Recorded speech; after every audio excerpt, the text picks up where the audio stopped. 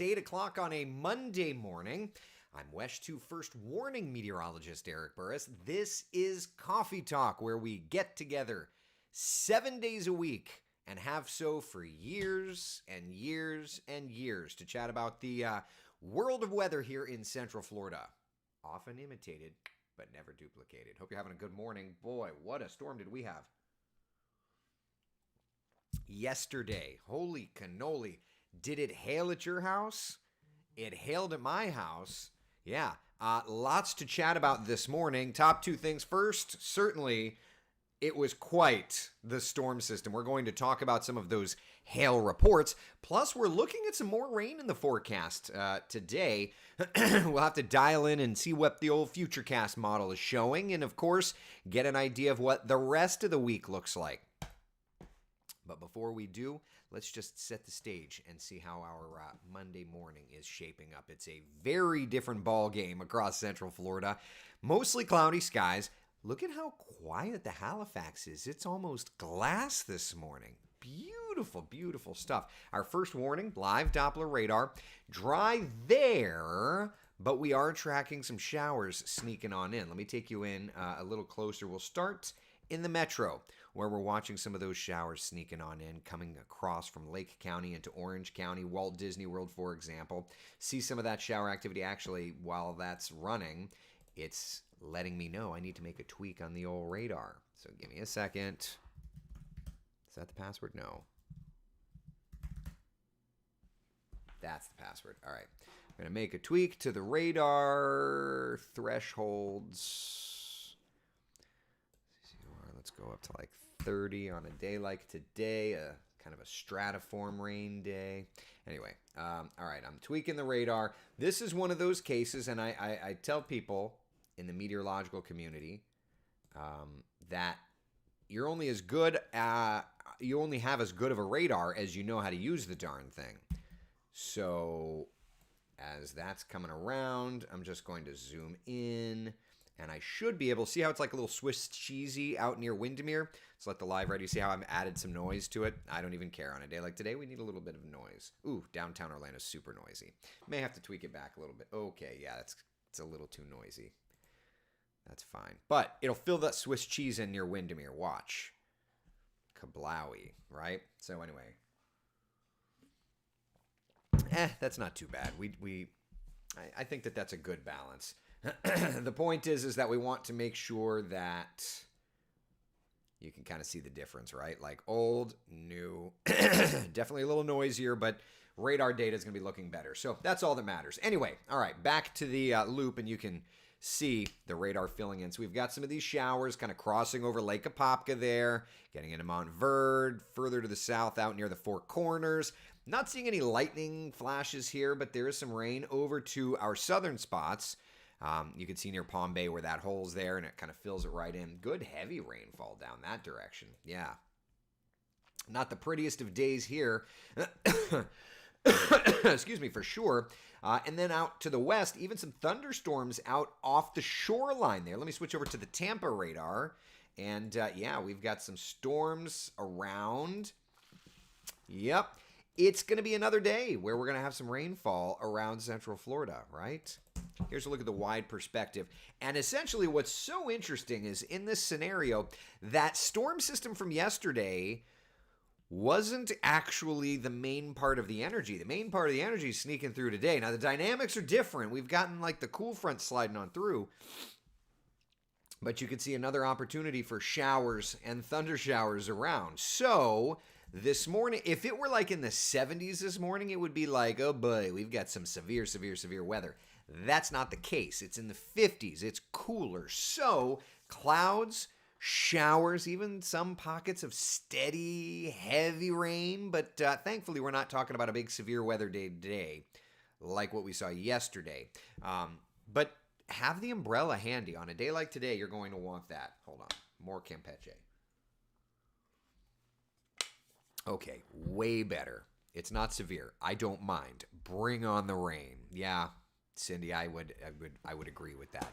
I didn't like yesterday sitting upstairs. It's like, and it's like, what's going on? and I knew exactly what was going on because I'd been tweeting and Facebooking and all that throughout the evening. I knew there was hail. So let's look at the storm report map, okay? Lots to look at here. First off, this is the last 12 hours. 12 or did I think I did 24.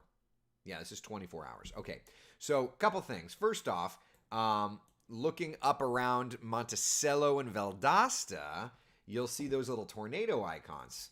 All right, so like Monticello, photo of a tree down along I-10 with a tornado debris signature just north of the interstate, so they would think that a tornado touched down. And near Valdosta, numerous photos and video of a tornado with damage reported in the area. So not fun. For us, thankfully, no reports of tornadoes, but you see those blue icons, for example, near Orlando and back over to Brevard County. Those are wind reports. Orlando Executive Airport, wind gust of 43 miles an hour. Orlando International Airport, 40 miles an hour. Had 43 at one of the towers at the Cape, 48 one of the towers at the Cape. 45, yeah. And then you get the hail. Lots and lots, all of these little icons, reports of hail. I don't see an icon at my house, but I definitely had hail at my house. It all depends on what the National Weather Service gets and relays. So this is the hail comparison chart. Good times. For us here in Florida, particularly, we like to kind of get an idea of sizing. All right, most of the reports yesterday were 1 inch, 3/4 inch to 1 inch size hail, penny to quarter sized hail. And I would say that that's probably what I got at my house, was penny, nickel, quarter size hail, about 1 inch. Some of the larger pieces at my house were about 1 inch in diameter. Some of the smaller pieces were penny and quarter sized. But yesterday, believe it or not, we did have a report of ping pong sized hail. One report of 1.5 inch hail. Holy cannoli, not fun. That was the biggest that we saw yesterday. There you go.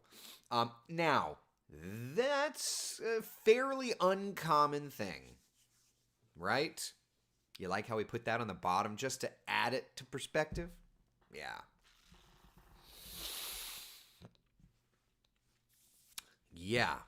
Marie says, so glad the hail went around me. In April, it did major damage to my home and vehicle. Well, and that's a good point, is when we look at the Central Florida historical map, April of last year, we had hail in our area 2.75 inches in diameter, almost 3 inches in diameter last year. That's baseball-sized hail. That's very rare. Thank God we didn't get another round of that. So what we saw yesterday stunk, but it's not records. The record, May 13th, 2007, 4.5 inch hail. Grapefruit size hail? What? Anyway, so there you go. Don't usually get that massive hail in February. You usually need to wait until like March and April when winter's trying to fight the good fight and spring is like, I got you, B, and then it's just fighting back and forth and back and forth. So it was one of those days, one of those interesting little weather days. And yesterday, if you watched Coffee Talk yesterday morning, or the day before, or even the day before, when we were talking about like the threats for severe weather, was it Thursday morning? I think it was Thursday morning was the first time we really looked at the data, and I was like, if there's going to be stronger storms, it's going to be in the afternoon,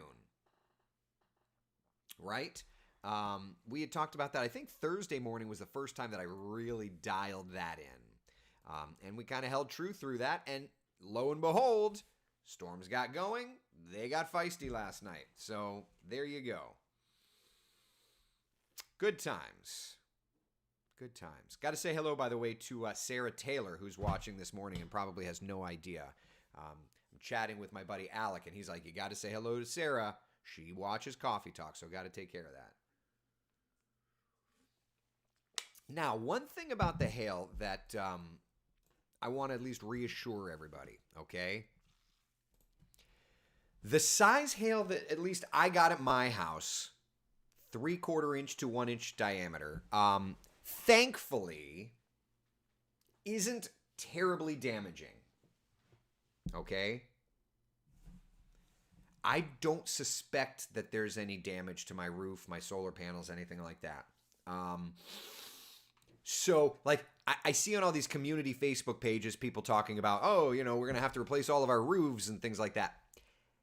I don't know that, I mean, you get an inch and a half, that ping pong ball sized hail, maybe we could start getting into damage. But about an inch or below, it's not unless your roof is super old, super battered, and super weak.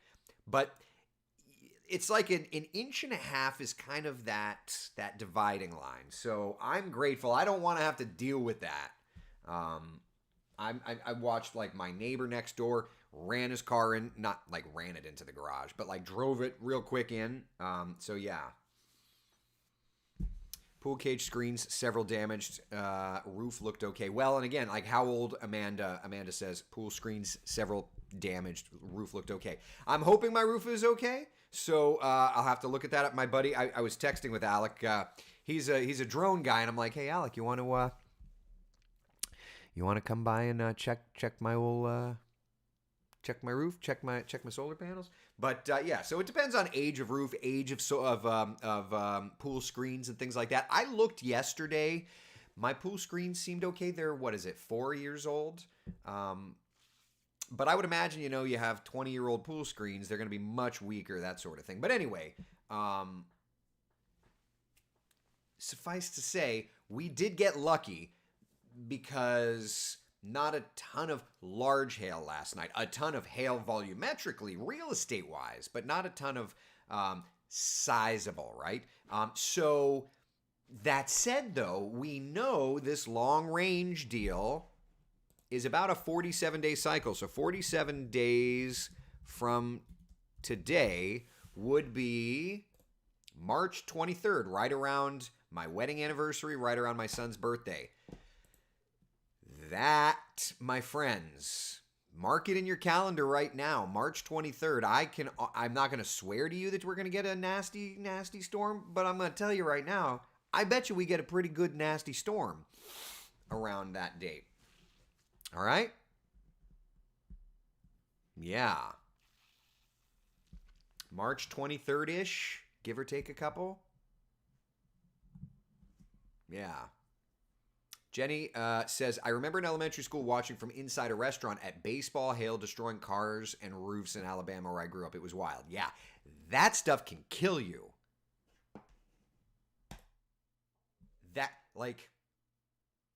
That's the kind of hail that if you're outside, a baseball-sized hailstone will kill you if it hits you on the head. I mean, I'm just being honest. Mike says, LOL, Eric. I'm not saying. I'm just saying. Yeah, exactly. Right. Jennifer says, just in time for spring break. Right. Like, no, I don't want to deal with it either. But, like, we know what we know. And thus, about a 47-day cycle would dictate to me that around that time frame, we're going to need to watch. Yep. All right, Brian's asking, what does the atmosphere temperature have to be for hail to form? I don't think the atmosphere temperature was warm enough for hail to form because of how cold it's been. So that's actually quite backwards. So think about this, all right? This is a Tony Manolfi original graphic. I feel like we can do better than this, but I love Tony and I'm going to tease him about it. So how does hail form? Let's talk about this. So right off the bat, and this, I didn't check yesterday for specificity, but let's just say that the atmosphere, because remember, as you go up with height, it gets colder, right? At least typically. You could have an inversion or something to that effect. But let's just say, in this example, freezing layers of 14,000 feet, all right? Well, how do you get those storms building?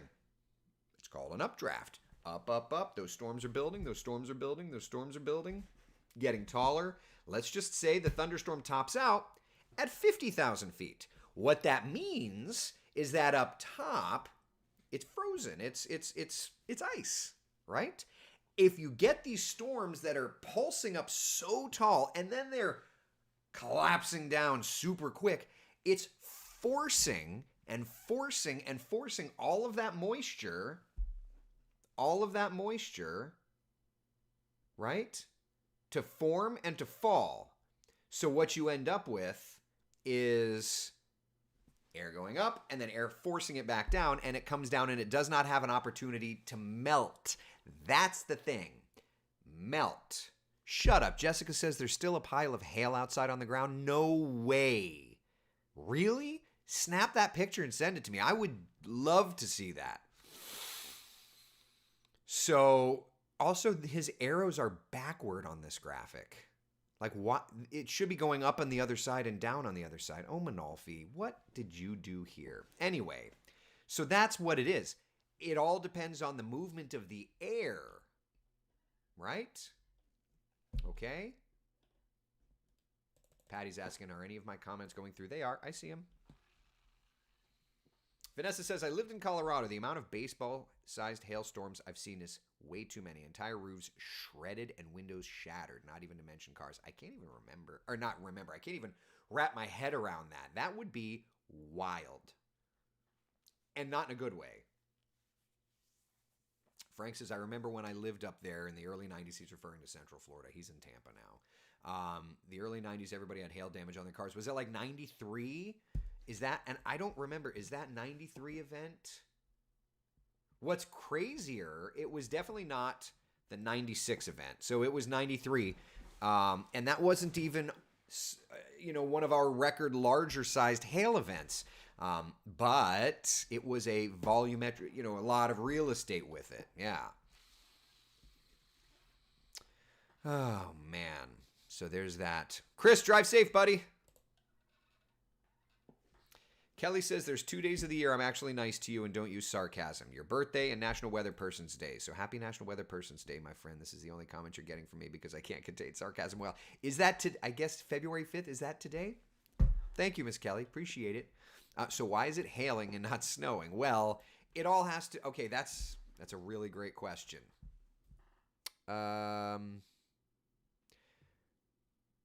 What would we have titled that? There's a graphic we have. Here we are. All right. So there you go. Precipitation types. It all has to do with the state of the atmosphere. Rain is when it's warm the entire column. Freezing rain is when it's warm up top and then it refreezes, sleet, and then snow. You've got to have the entire column of air cold, and that's just obviously not what we have in Central Florida. So, yeah. Yep. Good times. 93, Jennifer says, was crazy. Left school in Alabama heading home running from the snow and drove into even worse weather in Florida. Got stuck here and couldn't get back to school for a couple days. Isn't that wild? Yeah. Yukon says, I asked a really great question. Do we have a Coffee Talk archivist? I need this date recorded. Did I answer your question? I don't even remember. Did I answer your question? And if so, I don't believe that we have an archivist. I don't believe that we are that important. We may try to think of us as that important, but we're not. But it does live in the cyberspace forever and ever and ever and ever. So there you go. All right. So interesting, right? Isn't that interesting how that played out? Glad that we did not get any reports of injuries or anything like that. But it was definitely a nasty storm. Definitely a nasty storm. So let's talk a little bit about kind of the overall weather these next couple of days. So storm system, the actual area of low pressure sliding through today. So we're going to be cloudy and we're going to be at times wet. Cindy says we're not that important. Well, now my feelings are hurt. It's not that you're not that important. None of us are that important. You, me, the next person to comment, none of us are. We can't take ourselves that seriously. Tomorrow, as that area of low pressure moves away, we still have a tightened pressure gradient, so it's going to be a windy day, and that's going to be big problems at the ocean, by the way. Sunday, the sun comes back. Wednesday, the sun comes back. Thursday, it looks gorgeous. Yeah, we've got some really nice really nice weather the next couple of days for just about all of us. Now, let's look at the 7-day forecast. Let's kind of put this all together here, okay? Jennifer says, I haven't had enough coffee to be important. Give me a few minutes, girlfriend. Even when you do, none of us are that important, right? So for today, clouds, showers, but the sun is shining the next couple of days. But it is going to be warm over at the area beaches. So let's talk a little bit about that, okay? First off, high surf advisory for Flagler, St. John's up to the north and around Pinellas and Hillsborough counties. There are wind advisories at the shoreline, and there are gale warnings at the shoreline. Look at where the surf and wave action off the shoreline goes.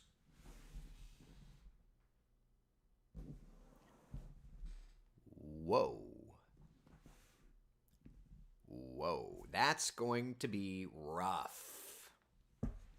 Even the breakers are significant, right? Caitlin says, I sent you a tweet of the hail that's still in my yard. All right, stand by. Let's see that. Wow, that's crazy. All right, hold on. Copy image address. I'll turn this around so that y'all can see it.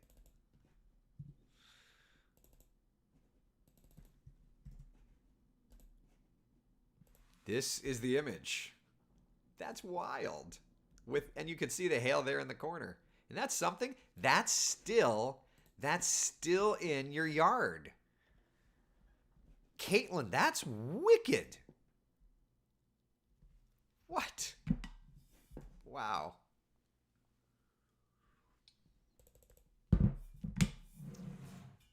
Wow. Jennifer says, I was cleaning out old texts on a computer over the weekend and found a thread from where you were sending out weather texts before we started Coffee Talk. Oh, I was already doing Coffee Talk. That was something that the company wanted me to try and do beta test. That was a pain in the neck. But yeah. We've been doing Coffee Talk since 2017, I believe. What are we going to get when we hit 10 years? Right? What are we going to do? The grass gave the hail a frown face. Yeah, well, it's funny. Like, even when I came back inside last night, the kids were like, is there any hail still? And I ran out and got bopped on and grabbed a fresh hailstone and brought it inside because it was melting pretty quickly. But, yeah, wow. That's something else. A retirement home, Nicole. We're not that old. A Coffee Talk cruise to celebrate 10 years. Oh, my God. I want to find, and it was right around Hurricane Matthew, I want to find the first Coffee Talk, and that way I know the date. Because I feel like I need to know the date so that we can celebrate it. Yukon, yeah, find the actual date, and I will make you a certificate of appreciation. Oh my God. Merchandise for 10 years.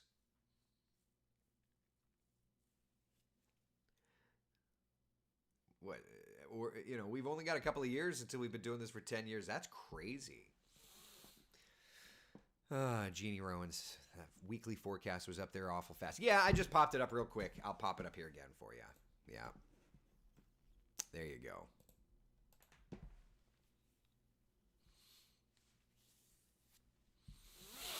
Yep.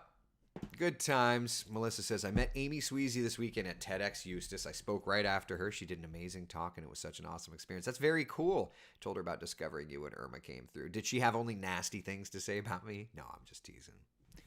She's an inspiration to me in reinventing herself, and I just hope that and I tell her this all the time, I hope that that I'm confident enough to do that when the time is right.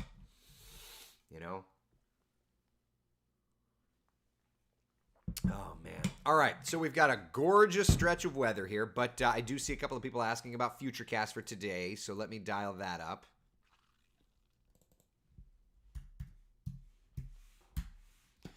All right, the old Futurecast. Amy travels if she does. Yeah, I mean, I've got little kids. I can't really do that. All right, so there's this morning, some showers around, nothing crazy, more rains kind of sneaking on through the afternoon.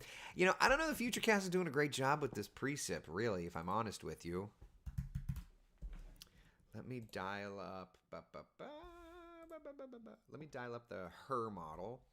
This is where we go. Andrew, Emily, good morning to the both of you down there in the Southwest Florida region. All right, so let's look at the high-resolution rapid refresh model. This one is it's another model, and this is going a little wetter. I do think that we're going to have more showers around. Do we get into a thunderstorm? Probably not. But do we see little pockets of rain? Yeah, I definitely think through the afternoon and evening we'll have some pockets of rain here or there. Yeah. Mr. Bill, good morning over in the tourist district. Brian says golf in DeBerry on Wednesday. Now that does not sound bad. Is that an invitation? I have to work, so I'm not playing golf, unfortunately. We got to see Tony at Touch a Truck, Steph says. I have to send you the pics. There's one of myself and my son. Oh, that's so fun. That's so fun. Yeah, Tony's good dude. He's my knucklehead. I believe he's back to the office today. Yeah, should be. Yeah, good stuff. All right, people, so this is where we're at. It's looking good. What's my on-air schedule? Yukon day to day? I have no flipping idea. Today, let's see.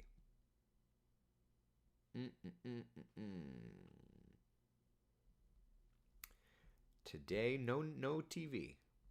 I've got a 10 a.m. meeting and then no newscasts. Tomorrow, no newscasts. Oh my gosh, look at that. Although, so I put in for February 6th, I put severe weather question mark. So I was a couple of days off, but apparently we nailed that one. On my calendar, I mean. And then Wednesday, no newscast. So yeah, no newscasts. We are taping, so it's Severe Weather Awareness Week, I'll tell you. So we are taping stuff.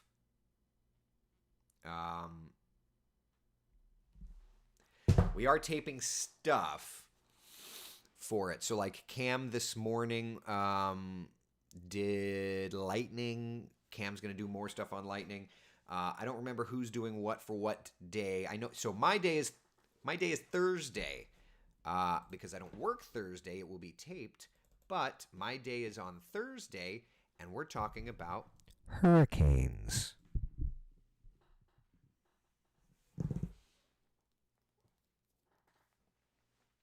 We're talking about hurricanes on Thursday, which is a good reminder, friends, that coming up in just a couple of weeks, the 2024 hurricane season forecast. Taylor knew the tease was coming. The 2024 hurricane season forecast. Yep. Taylor knew.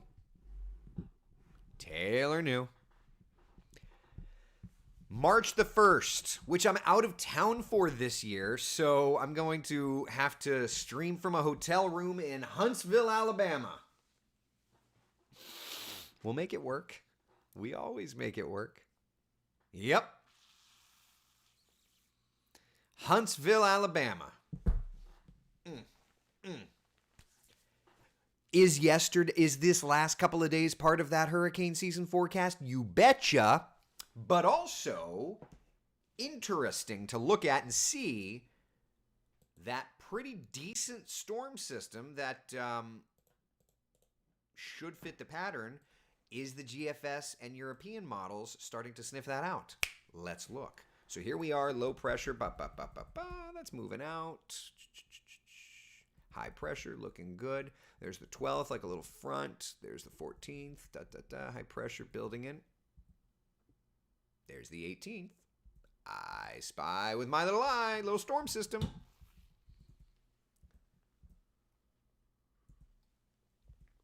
Is that right on schedule? Sure is.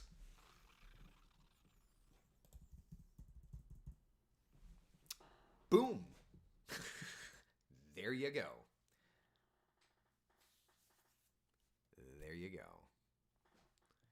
Vanessa says, we are going to be coated in red this hurricane season for hotspots. We'll see. Did you notice over this weekend, that New Orleans had a bunch of nasty weather also?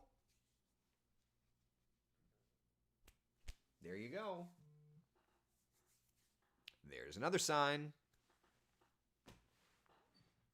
Here it is, February 2nd. Somebody write that down. That way they could say, Burris mentioned that on February 2nd. All right, so there you go. Yeah, hot spots are coming out. That is March the... Hold on. Let me put the right graphic in my box. March the 1st, hurricane season forecast. Oh my gosh, because it's a leap year, I get an extra day to work on the forecast. Sidebar, the forecast is pretty much done. I got like 10 days until the forecast is done. I basically have it done by the 15th of February, and then we just kind of massage up to the final thing. Build out graphics, that kind of stuff. So yeah. As long as my name is never added again, I'm good. There you go. Like you need the extra day. Oh yeah. No, Cindy, it's pretty much dialed in. Yeah, it is what it is. All right. So shameless plug. There you go. But my day for Severe Weather Awareness Week this week is Thursday. We're going to be talking about the tropics.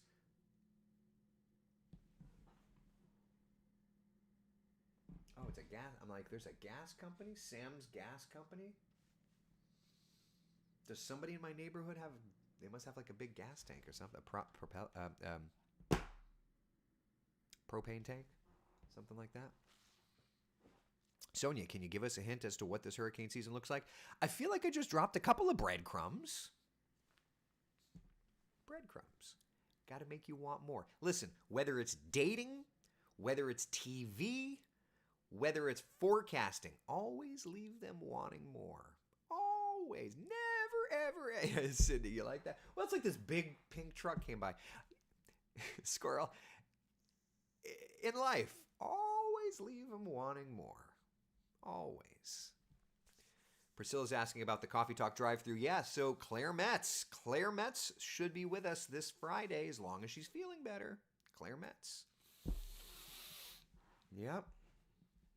All right. So, any questions, comments, concerns about our forecast these next couple of days? Anything at all in there? How does this atmospheric river, the one killing LA right, well, I don't know, I'd say killing, but understood, Bill, affect the potential hurricane forecast, if at all? It's definitely flowing more and more moisture through. So that's the question, is that you have to take all of these things into account. And I would say that's what makes the forecast difficult, is not just looking at signature parts of patterns, but also trying to adjust. And that's why it's not just one technique. That's why we use a lot of different techniques in this to make sure we run the best actual forecast we can. Yeah. Venice is asking, is it too early for a leap day forecast? I mean, we can eyeball if you would like. Stand by.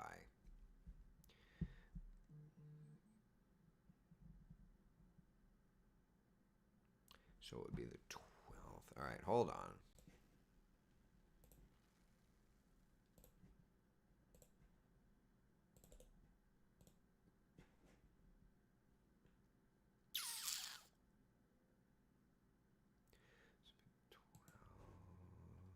Hold on. I'm getting there.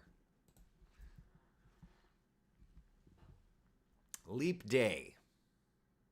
This should be about leap day.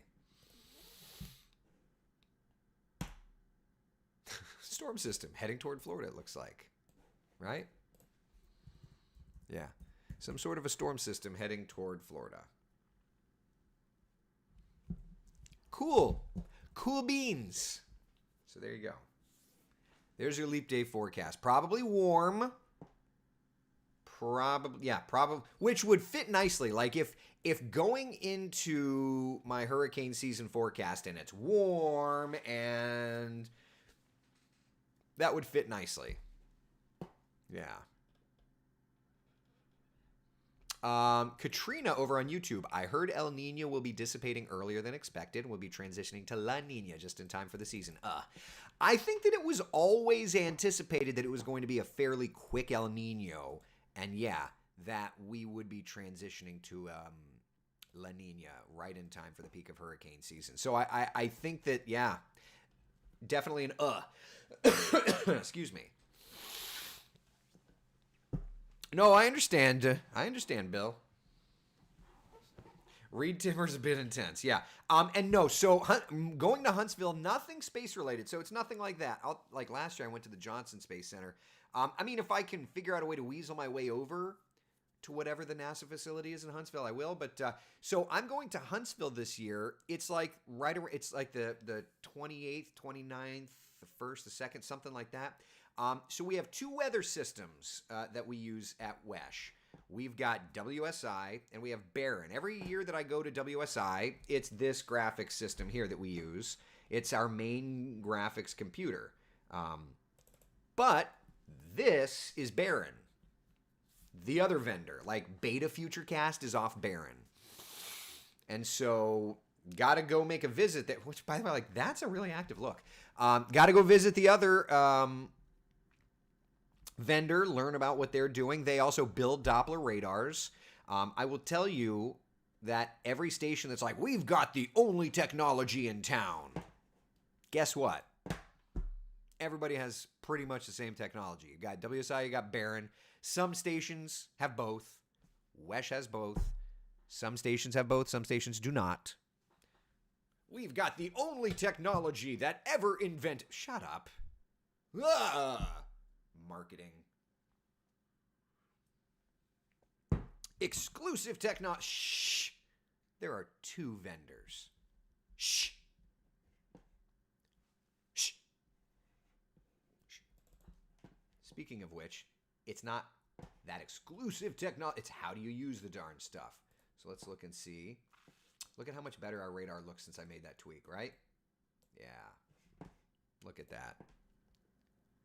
It's about to rain at my house. Some good heavy stuff down here to the south. Now, most places use the National Weather Service radar. We've got the most powerful radar. But when you look at their sweep, it's like, oh, it's coming from the National Weather Service in Melbourne. We've got the most powerful, shush. There's my radar. You know how you could tell? Because the little dot is right at WESH. And because I'm tweaking settings over here. Checking wind. Yeah, nothing crazy. We've got the most... Shh. Shh. Shh. I have the only technology by the National Weather Service in town causing live a mile away. Yeah, there you go, Yukon. Right.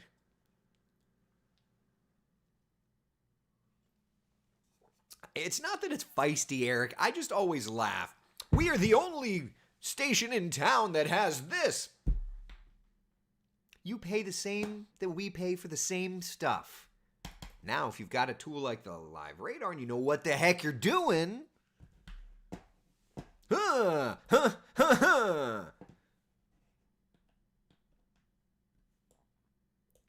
decent little thunderstorm complex just outside of Marion County, right? Bet you're hearing a couple rumbles of thunder off in the distance.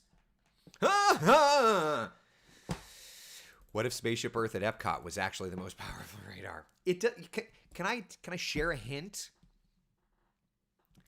Doesn't matter how... Okay, breaking news. You ready? Here's some breaking news for you. You can have the most powerful radar in town and it doesn't matter worth a blip. You know why? Because all of our radars are C-band radars, and C-band radars attenuate like a blip. Meaning, doesn't matter how much power you put through that pipe, the wavelength that it runs on attenuates. So why would you spend your time, money, and effort into that? Because we've got the most powerful radar. Shut up. Doesn't mean anything. S-band... You know how, like, if you ever have a radar detector in your car and it's like K-band, Ka-band, whatever? That's radar. Weather radars operate on 3 different bands, wavelengths. You've got S-band, which is the National Weather Service. I'll just tap into Tampa for a minute. Tampa, Melbourne, National Weather Service, S-band radar. Okay? Resolution is lower, but it does not attenuate. So you could put a big storm right over the radar and you're not going to see it pulse down. They just opened S-band radars up to private use a couple of years ago. It is stupid expensive. I tried to get it at WESH. It is stupid expensive. And at the moment, just not in the cards. Then you've got C-band radar. WESH has had a C-band radar in the metro since 1996. We were the first in town to have it, and we have put a lot of money into it. Other radars in Central Florida are newer. They're more powerful. Guess what? They have the same struggles as my radar because power doesn't really matter. I mean, it does if you're using like dual polarization, but C-band still attenuates. You put a big thunderstorm over the radar, it's going to pulse it down. I literally have to go and tweak it, and that's where expertise comes in. You can tweak it and overcome the attenuation, but pumping more power into a C-band radar isn't going to fix your problem. Oh, we've got the most shush. And then you've got X-band radar. X-band, it's not powerful, it's not long range, but it does a great job of short range tracking. So when you see like the Dow, the Doppler on wheels, those are X-band radars. They're smaller, less powerful, but they get you an image. And a couple of our stations have picked up some X-band radars.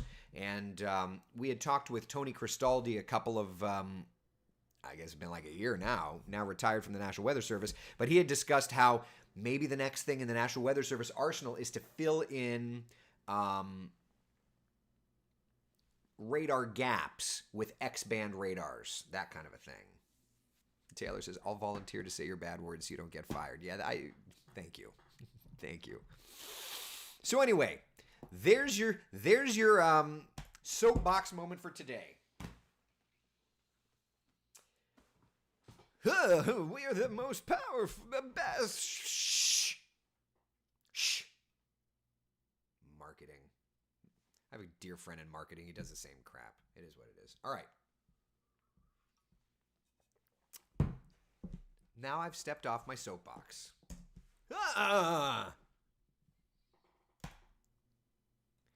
Any questions? You have any questions about the forecast? Mucho caffeine. I'm feeling better. I'm feeling good. I needed to let something out, and now I feel better. Hi. All right, so we've got some clouds and rain. We'll be tracking it with our power. Looking better later in the week. Questions, comments, concerns, anything? How have I not gotten fired doing coffee talk? I'll never understand. Lauren says Eric always gets fired talking about radar. You know why? Because I love the radar. It's so much more than anybody realizes. Whether it's my bosses or most viewers, but hopefully my passion helps you understand that if you've got a passion for it, you can really do some amazing things. That's correct, Debbie, but we are the best and most powerful coffee talkers. Baby, love it. Oh, man. B, C, and X bands. Got it. No, it's C, S, and X. C-band, commercial TV stations, smaller governments, that kind of thing. S-band is the National Weather Service radars in the United States. And there are some private entities that have an S-band radar. They are significantly more expensive.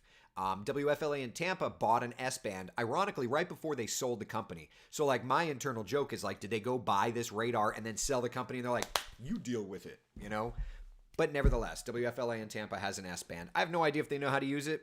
I know the people there. They're good people, but I don't know. And then X-band, smaller, less powerful. But if you park the radar at the storm, it does a great job.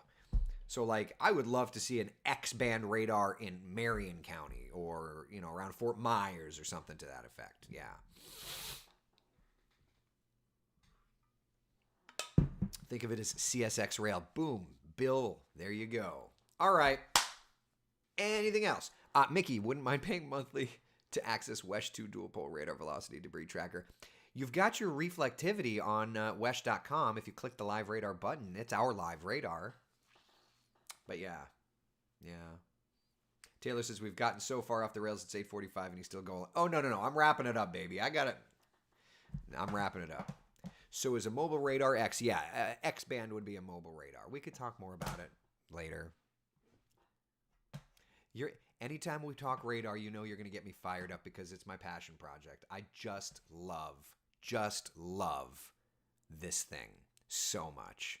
Bruce says, who knew there was so much information behind radar? The way that I always like to look at it, and then this is it, is in school, they teach you how to read that. They don't teach you how to operate it. To operate it is actually an engineering mentality. To read it is meteorology. To operate it is an engineering mentality because it's a transmitter receiver. I will tell you, it took me 10 years of my career just until I said, I don't know how to use I know how to read it, but I don't know how to actually use the thing. So anyway, we're done. Be the sunshine in someone else's day. Thank you so much for hanging out for Coffee Talk. Y'all got me on a tangent. I will see you tomorrow morning, 8 a.m., as we continue to roll through this Coffee Talk machine. Thank you all. Take care.